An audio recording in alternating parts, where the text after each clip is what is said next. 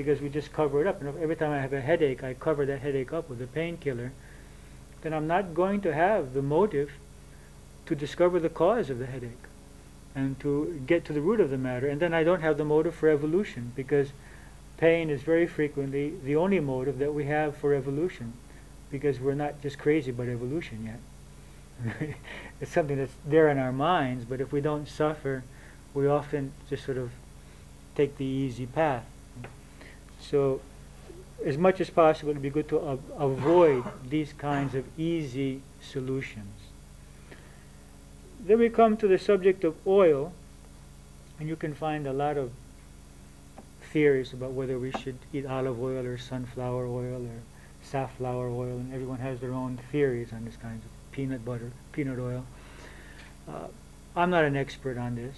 I would just say that oils with time and with heat are destroyed and become destructive to the body, so that any kind of oil should not be heated and eaten.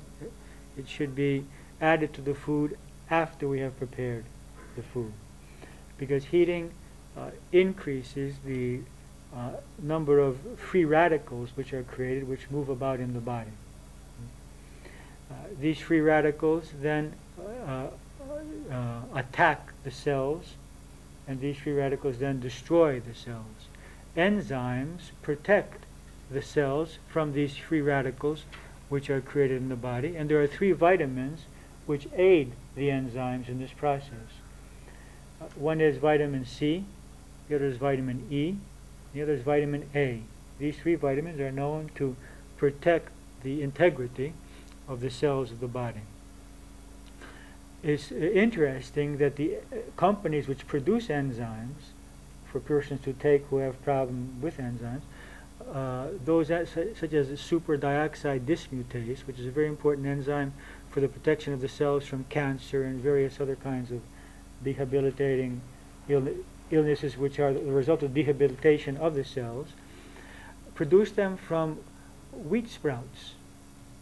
Wheat sprouts. So wheat sprouts is a very powerful source of power for the immune system. So anyone that wants to create a very healthy immune system can eat a handful of wheat sprouts every day, and it's getting a lot of enzymes into the body. Another system is called Rejuvilac, in which we allow these wheat sprouts to stay in water for about 24 hours and then drink that water in which the enzymes have been developed. So we want to avoid eating cooked oils. Of course, we also want to avoid large quantities of salt. There should be a very minimal amount of salt in our diet, because that also attacks the cells. Very briefly, those are some basic guidelines. Each of you will have to discover your own details, what is best for you. I have given you a sheet for an analysis of your dietary habits. It's the page which is numbered 8, page number 8 of the various sheets that you have. And if you want, it will be useful, I think, to fill this out and observe how you feel after each meal for about a month, observing what you eat and observing the combinations of food. Now that's the next point, that is combining foods. There are some basic theories about this. I am not a fanatical follower of food combinations, but I do observe 2 rules of food combination. The one is not to eat fruit after the meal, and that is because each food substance has a different period of time for digestion. So some foods, such as grains and beans, take about 4 hours to be digested. Fruits take about a half an hour. When I put that fruit on top of the grains and the cheese and whatever else we have eaten there, it has to wait for 4 hours, and as it's waiting there, it becomes over-digested and begins to create toxic substances and gas. So one rule is to eat fruit before the meal or after about 3 hours or 4 hours after the meal, but not directly, not with or directly after the meal. I know that this is a habit in many countries, to eat it directly after the meal, and if you don't have any problem, then go ahead. But if you find that you have gas, if you're having difficulty, if you have a tension or a nervous system which is weak or in a state of tension, then think about that.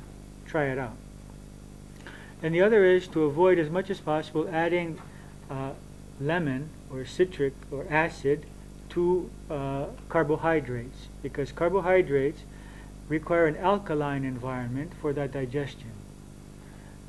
And proteins create an acidic environment, require an acidic environment. So we want to avoid, especially if we have a sensitive digestive system, adding lemon, for example, to rice or to beans. Now, I don't always follow that because I have a strong digestive system. But persons who have a weak digestive system or have a sensitive nervous system may try avoiding that. There are also many more details concerning not combining carbohydrates with proteins and these kinds of things, which I have never followed very much because I have never felt the need to. But anyone here who has a problem with his health and thinks and realizes that food is contributing to that, you may want to study more deeply proper combinations of food. Now, the second aspect is the procuring and the preparation of the food. As much as possible, we want to purchase our food from a shop which has good vibrations, in which we feel pleasant, there's a pleasant atmosphere, the person who is selling them and the person who is handling those foods. But more important than the person who sells us the food is the person who cooks the food and the vibrations that he has. Now, in the old days, the preparation of food was a liturgy. It was a spiritual process. And in India, the process for the Brahmin families is for the woman or the man, whoever is cooking, to take a shower, to make certain prayers, and to continue those prayers and chanting, either silently or verbally, throughout the whole process of cooking, and never to taste that which is being made.